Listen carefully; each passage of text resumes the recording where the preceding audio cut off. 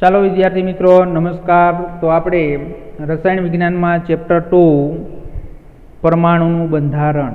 તો ગયા લેક્ચરની અંદર વિદ્યાર્થી મિત્રો આપણે વાત કરી હતી કે ભાઈ કાળા પદાર્થમાંથી ઉત્સર્જિત થતા વિકિરણોની વાત કરી હતી. તો ત્યાર પછીનો બીજો આપણો ટોપિક હતો ફોટો ઇલેક્ટ્રિક અસર. તો બીજો આપણો ટોપિક છે ફોટો ઇલેક્ટ્રિક અસર. તો આજે સમજવાનું છે ફોટો ઇલેક્ટ્રિક અસર. તો એની અંદર ફોટો ઇલેક્ટ્રિક અસર છે 1887માં હર્ટ્ઝ નામના સાયન્ટિસ્ટે. તો આ જે શું આપેલું છે ફોટો ઇલેક્ટ્રિક અસર આપને છે સમજાવેલી છે. તો એની અંદર પહેલાં સૌપ્રથમ આપણે એની આકૃતિ છે એ આકૃતિ સમજીએ ફોટો ઇલેક્ટ્રિક અસરની. તો એની અંદર તમે જોઈ શકો છો આકૃતિની અંદર કે ભાઈ આ જે એક કાચની છે એ શું છે, તો એક કાચની છે એ કાચની આ ટ્યુબ છે અને જે શૂન્ય અવકાશ છે એ શૂન્ય અવકાશ ચેમ્બર છે. હવે એની અંદર એક છેડે છે અહીંયા તમે છે એ ધાતુની પટ્ટી અથવા ધાતુનું છે એ ધાતુનો એક ટુકડો રાખેલો છે. પણ એની અંદર કેવી ધાતુ લેવાની, તો એની અંદર છે કે ભાઈ સોડિયમ પોટેશિયમ જેવી ધાતુ છે એ ધાતુનો શું રાખેલો છે ટુકડો છે એ ટુકડો રાખેલો છે. એ ટુકડાને અહીંયા શું કર્યું છે, તો એ ટુકડાને અહીંયા બેટરી સાથે છે બેટરી સાથે જોડી અને અહીંયા એ મીટર સાથે જોડ્યું અને બીજા છેડે છે શું રાખ્યું છે, તો સચૂસક. એટલે એને આપણે ગુજરાતીમાં આવો શબ્દ વાપર્યો છે, એને આપણે કહીએ ડિટેક્ટર. ઇંગ્લિશ શબ્દ આપણે અહીં વાપરીએ ડિટેક્ટર. તો ડિટેક્ટરનું કામ શું છે, તો કોઈ વસ્તુને ડિટેક્ટ કરવા માટે ઉપયોગમાં લેવાતું ઉપકરણ, તો એને કહેવાય ડિટેક્ટર. તો અહીંયા એક છેડે છે ડિટેક્ટર રાખેલું છે. હવે આપણે શું કરીએ છીએ, તો જે પ્રકાશ છે તો એ પ્રકાશ કોના ઉપર, તો પ્રકાશ છે એ પ્રકાશ આપણે ધાતુની સપાટી ઉપર છે એ શું કરીએ છીએ, તો ધાતુની સપાટી ઉપર આપણે આપાત કરીએ છીએ. તો જ્યારે પ્રકાશ ધાતુની સપાટી ઉપર આપાત થશે એટલે તરત જ છે આ એ મીટરની અંદર તમને આવર્તન જોવા મળશે. એટલે શું થશે કે ભાઈ જેવો પ્રકાશ આપાત થશે એટલે તરત જ તેમાંથી ઉત્સર્જિત છે વિકિરણ છે આ ડિટેક્ટર સાથે અથડાશે. તો ડિટેક્ટર સાથે અથડાશે એટલે શું થશે, એ મીટર છે એની અંદર તમને આવર્તન છે એ જોવા મળશે. એટલે તરત જ તમને ખબર પડે કે ભાઈ અહીંયા છે શું થયું, તો અહીંયા છે પ્રકાશ છે એ ઉત્સર્જિત થયો. હાલો તો હવે એ આકૃતિ ઉપરથી આપણે સમજીએ કે ભાઈ આકૃતિમાં છે એ આકૃતિમાં 2.9માં દર્શાવ્યા પ્રમાણે કેટલીક ધાતુઓ, ઉદાહરણ તરીકે હમણાં તમને કીધું પોટેશિયમ, રૂબેડિયમ અને સીઝિયમ ને પ્રકાશના પુંજ સામે રાખવામાં આવી ત્યારે તેમાંથી ઇલેક્ટ્રોનનું છે શું થયું, ઉત્સર્જન. અને આ ઘટનાને કઈ ઘટના કહેવાય, ફોટો ઇલેક્ટ્રિક અસર કહેવાય છે.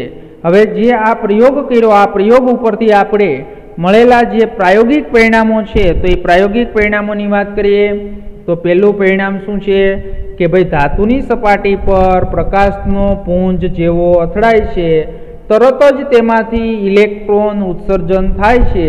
એનો અર્થ એમ થશે કે પ્રકાશ પુંજનું અથડાવવું અને ઇલેક્ટ્રોનનું છે એ ધાતુની સપાટી પર ઉત્સર્જિત થવું વચ્ચે કોઈ સમયગાળો જતો નથી. એટલે જેવી તમે આ પ્રકાશ છે એ જેવો પ્રકાશ તમે ધાતુની સપાટી સાથે છે એ અથડાશે એટલે તરત જ ડિટેક્ટર છે એ ડિટેક્ટર ઇલેક્ટ્રોનને છે એ ડિટેક્ટ કરશે. એટલે તરત જ એ મીટરની અંદર છે એ આવર્તન જોવા મળશે. એટલે વચ્ચે કોઈ સમયગાળો હોતો નથી. એટલે જેવું ધાતુની સપાટી છે એના ઉપર જેવો પ્રકાશ આપાત થશે એટલે તરત જ તેમાંથી છે ઇલેક્ટ્રોન શું થશે, ઉત્સર્જિત છે એ ઉત્સર્જિત થાય છે. હવે બીજું કે ભાઈ ઉત્સર્જિત થતા ઇલેક્ટ્રોનની સંખ્યા કોના ઉપર આધાર રાખશે, પ્રકાશની તીવ્રતા અથવા તેજસ્વીતાના સમપ્રમાણમાં હોય છે. એટલે તમે જે પ્રકાશ આપાત કરેલો છે તેના સમપ્રમાણમાં હોય છે. એટલે કેટલા ઇલેક્ટ્રોન છે એ ઉત્સર્જિત થાય છે તો એની સંખ્યા છે એ કોના ઉપર આધાર રાખશે, તો જેટલી તમે પ્રકાશની તીવ્રતા વધારે તેટલા ઇલેક્ટ્રોન છે તો એ ઇલેક્ટ્રોનની છે સંખ્યા કેવી, ઉત્સર્જિત થતા ઇલેક્ટ્રોનની સંખ્યા વધારે. સમજણ પડી? હાલો હવે કે ભાઈ આ મુદ્દો ખાસ હો. તો એની અંદર દરેક ધાતુ માટે કોઈ સૌથી ઓછી લાક્ષણિક જે ન્યૂનતમ આવૃત્તિ છે એને V0 કહેવાય છે અને V0 ને જે દેહલી આવૃત્તિ તરીકે ઓળખાય છે. તો આ આવૃત્તિથી નીચેની આવૃત્તિ એ ફોટોઇલેક્ટ્રિક અસર થતી નથી. તો જ્યારે છે એ શું થશે, દેહલી આવૃત્તિ છે ન્યૂનતમ આવૃત્તિ V0 કરતાં V મોટો હોય ત્યારે જ ઉત્સર્જિત થયેલા ઇલેક્ટ્રોન છે એ અમુક ગતિજ ઉર્જા ધરાવતા હોય છે. એટલે હવે જો વિદ્યાર્થી મિત્રો, જે દેહલી આવૃત્તિ કોને કહેવાય કે કોઈ પણ ધાતુ હોય ને તો એ કોઈ પણ ધાતુ માટે તમે જે પ્રકાશ છે એ પ્રકાશ તમે ધાતુની સપાટી ઉપર આપાત કરો છો તો તે પ્રકાશ છે તે પ્રકાશ કે જેની આવૃત્તિ ઓછામાં ઓછી આવૃત્તિ એ ઇલેક્ટ્રોન ઉત્સર્જિત થતા હોય તો એને શું કહેવાય, દેહલી આવૃત્તિ. હવે જો દેહલી આવૃત્તિ કરતાં ઓછી આવૃત્તિ ધરાવતા તમે પ્રકાશ જો એ ધાતુની સપાટી ઉપર આપાત કરવામાં આવે તો તેમાંથી છે ઇલેક્ટ્રોન ઉત્સર્જિત થતા નથી. એટલે જો શબ્દ શું વાપર્યો છે, દરેક ધાતુ માટે કોઈ સૌથી ઓછી લાક્ષણિક ન્યૂનતમ આવૃત્તિ. તો ન્યૂનતમ આવૃત્તિ એટલે કે ભાઈ ઓછામાં ઓછી આવૃત્તિ ધરાવતા પ્રકાશનું કિરણ આપાત કરીએ ત્યારે જ એમાં ઇલેક્ટ્રોન ઉત્સર્જિત થાય છે. જો એના કરતાં તમે ઓછી આવૃત્તિ ધરાવતું પ્રકાશનું કિરણપુંજ આપાત કરશો તો તેમાંથી ઇલેક્ટ્રોન ઉત્સર્જિત થતા નથી. સમજણ પડી? એટલે દેહલી આવૃત્તિ કરતાં વધારે આવૃત્તિવાળા છે એ પ્રકાશનું કિરણપુંજ આપાત કરશો તો તેમાંથી ઇલેક્ટ્રોન શું થશે, ઉત્સર્જિત થશે. અને ઉત્સર્જિત થયેલા ઇલેક્ટ્રોન છે એ અમુક ગતિજ ઉર્જા ધરાવતા હોય છે. સમજણ પડી? તો આ ત્રણ એના પરિણામો આપને આવડવા જોઈએ. આગળ વાત કરીએ કે ભાઈ આ ઇલેક્ટ્રોનની ગતિજ ઉર્જા વપરાતા પ્રકાશની આવૃત્તિના વધારા સાથે વધે છે. તો બધાને ખબર જ હોય કે જેમ તમે પ્રકાશ છે એની આવૃત્તિ તમે છે એ વધારતા જશો તેમ ઉત્સર્જિત થયેલા ઇલેક્ટ્રોનની ગતિજ ઉર્જા પણ શું થશે, વધશે. તો ઉપરના બધા જ પરિણામો ચીરચમક ભૌતિક વિજ્ઞાનના નિયમોના આધારે સમજાવી શકાતા નથી. તો આ સિદ્ધાંત પ્રમાણે પ્રકાશના પુંજની ઉર્જા પ્રકાશની તેજસ્વીતા પર આધાર રાખે છે. અને બીજા શબ્દમાં કહીએ તો ઉત્સર્જિત થતા ઇલેક્ટ્રોનની સંખ્યા અને તેમની ગતિજ ઉર્જા પ્રકાશની તેજસ્વીતા પર આધાર રાખે છે. પરંતુ એવું નોંધવામાં આવ્યું છે કે ઉત્સર્જિત થતા ઇલેક્ટ્રોનની સંખ્યા પ્રકાશી તીવ્રતા પર આધાર રાખે છે, પણ ઉત્સર્જિત થતા ઇલેક્ટ્રોનની ગતિજ ઉર્જા તેના પર આધાર રાખતી નથી. તો એવું છે એ શું કરવામાં આવ્યું છે, નોંધવામાં આવ્યું છે કે ભાઈ ઉત્સર્જિત થતા ઇલેક્ટ્રોનની સંખ્યા કોના ઉપર આધાર રાખશે, તો કે ભાઈ આપણે જે પ્રકાશનું પુંજ એટલે ખબર છે ને, સમૂહ, તો જે પ્રકાશનું પુંજ છે એની તેજસ્વીતા ઉપર આધાર રાખશે, પણ ઉત્સર્જિત થતા ઇલેક્ટ્રોનની ગતિજ ઉર્જા છે તેના ઉપર આધાર રાખતા નથી. હાલો હવે આગળ આપણે વાત કરીએ તો એની અંદર તમને કીધું છે કે ભાઈ કોષ્ટક એક આપેલું છે અને એની અંદર તમને શું આપેલા છે, જે કાર્ય વિધેય W0 છે એના શું આપ્યા છે, મૂલ્ય આપ્યા છે. તો હાલો જો સમજીએ કે ભાઈ ઉદાહરણ તરીકે તમને લાલ પ્રકાશ છે તો એ લાલ પ્રકાશની આવૃત્તિ V કેટલી છે, 4.3 થી લઈ અને 4.6 × 1014 હર્ટ્ઝ ની કોઈ પણ તેજસ્વીતા છે એ પોટેશિયમ ધાતુના ટુકડા પર કલાકો સુધી ચળકે એટલે કે આપાત કરશો, પરંતુ ફોટો ઇલેક્ટ્રોન ઉત્સર્જિત થતા નથી.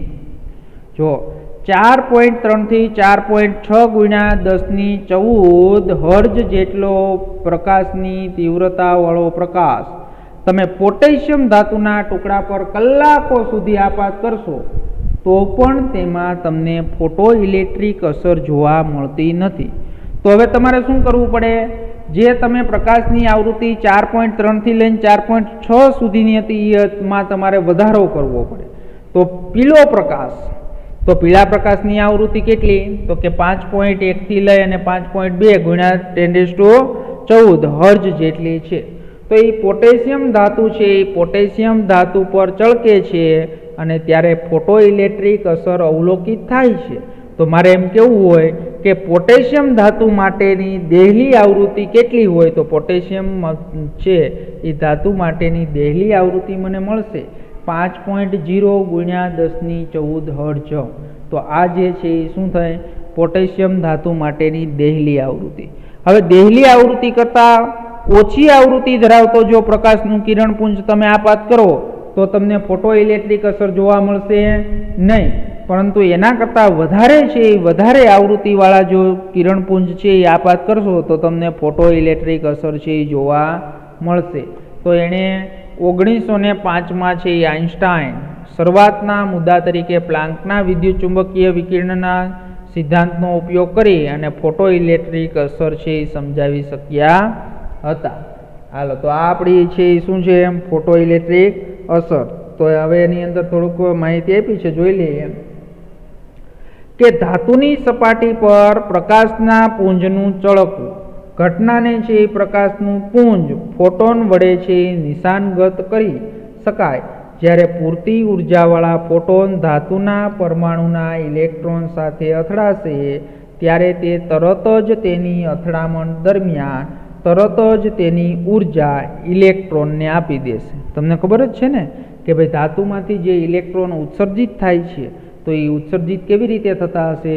તો કે ભાઈ પૂરતી ઉર્જાવાળો ફોટોન છે એ ધાતુના પરમાણુના ઇલેક્ટ્રોન સાથે અથડાશે ત્યારે તે તરત જ છે એ તરત જ તેની અથડામણ દરમિયાન ફોટોન પાસે જે ઉર્જા છે એ તરત જ કોને આપી દેશે? ઇલેક્ટ્રોનને. એટલે ધાતુના પરમાણુમાંથી ઇલેક્ટ્રોન છે એ ઇલેક્ટ્રોન શું થશે? ઉત્સર્જિત થશે. તો એ ઇલેક્ટ્રોન ઉર્જા ઇલેક્ટ્રોનને આપી દેશે અને ઇલેક્ટ્રોન કોઈ પણ જાતનો સમય બગાડ્યા વગર અથવા મોડું કર્યા વગર તે ઉત્સર્જિત થાય છે અને જેટલી વધારે ફોટોનની ગતિજ ઉર્જા તેટલી જ વધારે છે ઉર્જાની બદલી થાય અને તેટલી જ વધારે ઇલેક્ટ્રોનની શું હોય? ગતિજ ઉર્જા. એટલે જેટલો ફોટોન છે એ ફોટોનની ઉર્જા જેટલી વધારે તેટલી જ વધારે ઉર્જાની બદલી થશે અને તેટલી જ વધારે ઇલેક્ટ્રોનની શું થશે? ગતિજ ઉર્જા. જો બીજા શબ્દોમાં કહીએ તો ઉત્સર્જિત થતા ઇલેક્ટ્રોનની ગતિજ ઉર્જા વિદ્યુત ચુંબકીય વિકિરણ છે તો એ વિદ્યુત ચુંબકીય વિકિરણની આવૃત્તિ છે તો એ આવૃત્તિના કેવા પ્રમાણની અંદર છે? સમપ્રમાણમાં હોય છે. અથડાતા ફોટોનની ઉર્જા બરાબર, તો અથડાતા ફોટોનની ઉર્જા બરાબર આપણે ખબર જ છે, આગળ હમણાં સમીકરણ જોઈ ગયા. E બરાબર શું હતું? તો E બરાબર hv. શું હતું? E બરાબર hv. આપણે હમણાં સમીકરણ જોયું E બરાબર hv. હાલો થશે. અને ઇલેક્ટ્રોન ઉત્સર્જિત કરવા માટે ઓછામાં ઓછી ઉર્જા જેને શું કહેવાય? hv0, જેને કાર્ય વિધેય આપણે W0 કહેવાય છે. તો તેમનો તફાવત આપણે લખવો હોય તો શું લખાય? તો E બરાબર શું થાય? hv minus hv0. તો એ ફોટો ઇલેક્ટ્રોનની તબદીલ થતી ગતિજ ઉર્જા છે અને ઉર્જા સંચયના નિયમને અનુસરીએ તો ઉત્સર્જિત થતા ઇલેક્ટ્રોનની ગતિજ ઉર્જાનું સમીકરણ નીચે પ્રમાણે આપી શકાય. તો આપને બધાને છે એ ખબર છે. તો એની અંદર તમને કે ભાઈ ઉર્જા સંચયના નિયમ પ્રમાણે અનુસરીએ તો આપણે એની ગતિજ ઉર્જાનું સૂત્ર છે એ ગતિજ ઉર્જાનું સૂત્ર તમે આવી રીતે લખી શકો. hv equal to hv0 plus 1/2 me v². તો એની અંદર એ ગતિજ ઉર્જાનું સૂત્ર છે. તો me છે એ શું છે? ઇલેક્ટ્રોનનું દળ અને v છે એ શું છે? ઉત્સર્જિત થતા ઇલેક્ટ્રોનનો શું છે? વેગ. અને અંતમાં છે પ્રકાશની છે ઓછી તીવ્રતા પુંજ કરતાં વધુ તીવ્ર પ્રકાશનું પુંજ વધારે સંખ્યામાં શું કરે છે? ફોટોન ધરાવે છે અને આના પરિણામે છે શું થશે? તો આના પરિણામે વધારે છે એ વધારે ઇલેક્ટ્રોન છે ઇલેક્ટ્રોન શું થશે? ઉત્સર્જિત છે એ ઉત્સર્જિત થાય છે. તો સમજણ પડી વિદ્યાર્થી મિત્રો? તો આ વાત આપણે કરી ફોટો ઇલેક્ટ્રિક અસરની. હવે ફોટો ઇલેક્ટ્રિક અસર છે, ત્યાર પછી વિદ્યુત ચુંબકીય વિકિરણ છે, તો એનો દ્વૈત સ્વભાવ છે. તો એ દ્વૈત સ્વભાવ આપણે સમજીએ એની અંદર કે ભાઈ વિદ્યુત ચુંબકીય વિકિરણ છે, તો એ વિદ્યુત ચુંબકીય વિકિરણ તમને બધાને ખબર છે કે ભાઈ તરંગ પ્રકૃતિ અને કણ પ્રકૃતિ છે. એ તરંગ પ્રકૃતિ અને કણ પ્રકૃતિ ધરાવે છે. તો વિદ્યુત ચુંબકીય વિકિરણનો દ્વૈત સ્વભાવ, દ્વૈત એટલે ડ્યુઅલ સ્વભાવ, ડ્યુઅલ એટલે કે ભાઈ આપણે એની અંદર છે વિદ્યુત ચુંબકીય વિકિરણ છે એ કણ પ્રકૃતિ ધરાવે છે અને તરંગ પ્રકૃતિ પણ ધરાવે છે. તો પ્રકાશની છે કણ પ્રકૃતિએ વૈજ્ઞાનિકોને મૂંઝવણમાં મૂકી દીધા. એક બાજુ તે કાળા પદાર્થનું ઉત્સર્જિત વિકિરણ અને ફોટો ઇલેક્ટ્રિક અસરની સંતોષકારક સમજણ આપે છે. તો જો વિદ્યાર્થી મિત્રો, આપને ખબર હોવી જોઈએ કે ભાઈ કાળા પદાર્થનું ઉત્સર્જિત વિકિરણ અને ફોટો ઇલેક્ટ્રિક અસર, તો આ બે અસર છે એ જો આપણે સમજવી હોય તો વિદ્યુત ચુંબકીય વિકિરણનો કયો સ્વભાવ છે એ આપણે સમજાવી શકે. તો વિદ્યુત ચુંબકીય છે એ પ્રકાશનો કણ પ્રકૃતિ ધરાવે, તો આ બે અસર આપણે સમજી શકાય. પરંતુ આપણે વાત કરીએ બીજું બાજુ, પ્રકાશની તરંગ પ્રકૃતિ જે વ્યતિકરણ અને વિવર્તન ઘટનાઓની સમજણ આપે છે. જો તમારે વ્યતિકરણ અને વિવર્તન સમજવું હોય તો પ્રકાશ છે એનો કયો સ્વભાવ તમારે તરંગ સ્વભાવ છે એ ધારવો જોઈએ. તો તરંગ ઘટનાઓની સમજણ આપે છે, તેની સાથે સુસંગત નથી. તો આ મૂંઝવણના નિરાકરણનો એક જ માર્ગ છે કે ભાઈ પ્રકાશ છે એ બંને કણ અને તરંગ જેવા ગુણધર્મ ધરાવે છે, એટલે કે પ્રકાશની દ્વૈત વર્તણૂક છે. અને પ્રયોગ પર આધાર રાખી અને આપણે જાણી શકીએ છીએ કે ભાઈ પ્રકાશ તરંગ તરીકે વર્તે છે અને કણના પ્રવાહ તરીકે પણ છે, પ્રવાહ તરીકે પણ વર્તે છે. અને જ્યારે વિકિરણ દ્રવ્ય સાથે પારસ્પરિક ક્રિયા કરે છે ત્યારે તે કણ પ્રકૃતિ દર્શાવે છે અને જે તેની તરંગ પ્રકૃતિ વ્યતિકરણ અને વિવર્તન વિરોધાભાસી છે જે તે ગમન કરે ત્યારે દર્શાવે છે. તો આ ખ્યાલ વૈજ્ઞાનિકો છે વિચારતા હતા અને તેનાથી તદ્દન ભિન્ન વિચાર દ્રવ્ય અને વિકિરણ માટે હતો. આથી તેનો સ્વીકાર અને વ્યાજબીપણા માટે ઘણો લાંબા સમય લાગ્યા. અને તમે આગળ ઉપર જાણશો કે ઇલેક્ટ્રોન જેવા સૂક્ષ્મદર્શીય કણો પણ આવી જ રીતે તરંગ અને કણ પ્રકૃતિ પણ ધરાવે છે. તો વિદ્યાર્થી મિત્રો, આ વિદ્યુત ચુંબકીય વિકિરણનો દ્વૈત સ્વભાવ છે. તો એ આપણે દ્વૈત સ્વભાવની વાત કરી કે ભાઈ વિદ્યુત ચુંબકીય વિકિરણ છે એ પ્રકાશ છે, જે પ્રકાશ તરંગ પ્રકૃતિ અને કણ પ્રકૃતિ ધરાવે છે. તો વૈજ્ઞાનિકોએ ઘણા બધા જે પ્રયોગો કર્યા, તો એ પ્રયોગો ઉપરથી આપને એવું સમજાવવામાં આવ્યું કે ભાઈ અમુક પ્રયોગો છે એ તરંગ પ્રકૃતિ ઉપરથી સમજી શકાય અને અમુક પ્રયોગો છે એ કણ પ્રકૃતિ ઉપરથી સમજી શકાય. હાલો, તો જે અત્યાર સુધી આપણે સૂત્ર ભણ્યા, તો આવતા લેક્ચરની અંદર છે એના શું કરશું, આપણે દાખલાઓ જોશું અને ત્યાર પછી આપણે એના આગળના લેક્ચરની અંદર ક્વોન્ટમીકૃત ઇલેક્ટ્રોનીય ઉર્જા સ્તરના પુરાવા એટલે કે પરમાણ્વીય વર્ણપટ છે એ પરમાણ્વીય વર્ણપટની આપણે વાત કરવાની છે. તો એ આપણે આગળ ઉપર સમજશું. અહીંયા સુધી બે વસ્તુ આજે સમજાવી, ફોટો ઇલેક્ટ્રિક અસર અને બીજું સમજાવ્યું વિદ્યુત ચુંબકીય વિકિરણનો દ્વૈત સ્વભાવ. તો એ બંને છે એ કમ્પ્લીટ તૈયાર કરી નાખજો.